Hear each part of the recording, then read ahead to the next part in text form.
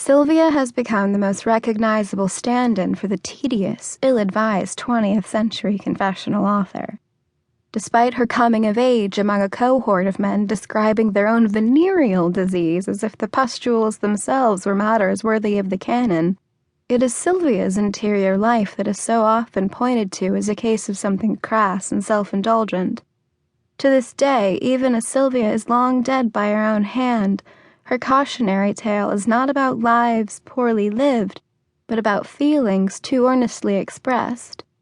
Nearly half a century after her death, we remain more interested in girls being kept palatable than being kept alive. The number of hands that have been wrung and fingers that have been wagged at girls who dare to give voice and name to their interior lives suggests that the written history of the world is absolutely awash in this stuff. But the female voice, and the girl's voice especially, is characterized mostly by the deafening silence it emits from the canon.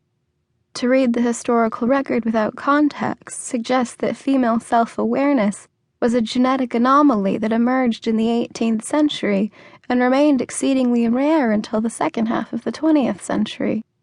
Those who dare to document their lived experience as worthwhile are brave new girls indeed.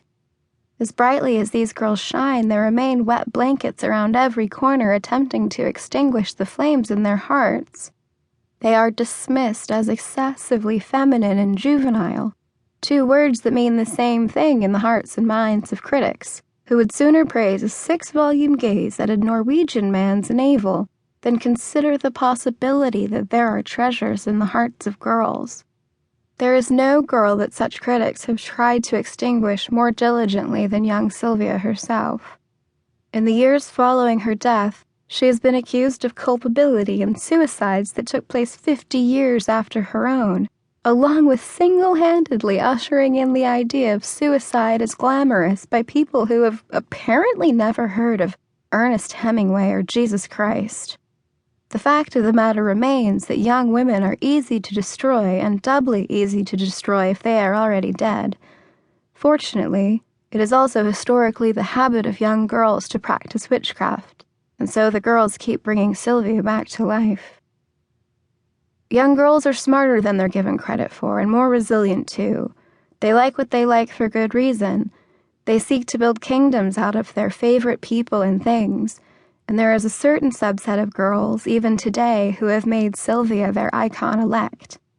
The reputation of young girls for wearing their hearts on their sleeves is one that is discussed more often as unwittingly sharing too much information, rather than framing them as active agents making decisions on how best to publicly express themselves.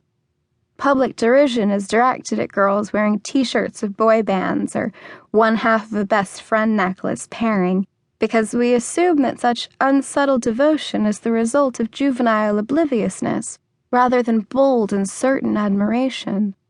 There is intention behind both the words and the images these girls share in their modes of self-expression, intention that we overlook at the peril of our own understanding of how affections operate throughout a lifetime.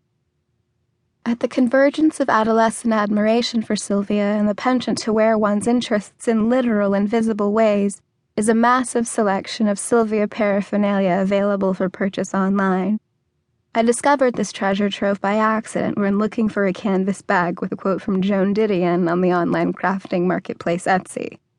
I found the bag in an online shop that featured loads of items inspired by Sylvia Plath's words and face. I conducted a search for her name that rendered 399 results. In contrast, Joan Didion presented a single page of 11 crafts dedicated to the author. A search for Flannery O'Connor in all of her haunted glory netted 35 results. The closest iconic 20th century author I could search, Toni Morrison, trailed with 58 items.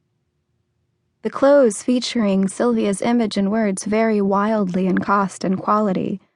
They are collections so diverse in color, design, and selected imagery and text that one could wear nothing but Sylvia-related garments for weeks before anyone detected the pattern.